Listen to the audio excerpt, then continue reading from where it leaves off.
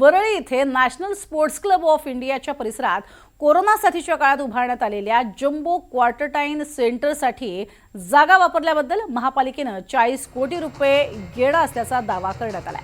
या याचिकेवरती उच्च न्यायालयामध्ये सुनावणी झाली आहे। यावेळेला न्यायालयानं 12 कोटी रुपये 5% व्याजासह जमा करण्याचे निर्देश महापालिकेला दिलेत।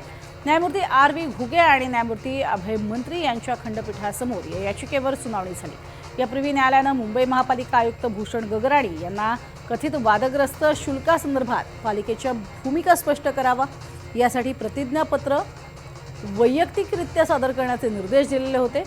पालिकेनं जम्बो सेंटर भोवतालची जागा वापरली नाही असा दावा केला आणि सहाय्यक आयुक्तांकडून चुकीची मोजदाद झाली असं म्हटलं होतं।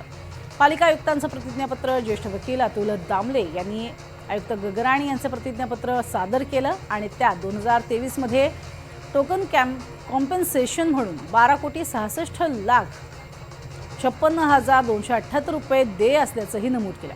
यावेळी आयुक्तांनी या रकमेला मंजुरी दिली आहे असंही प्रतिज्ञापत्रात म्हटलेलं आहे।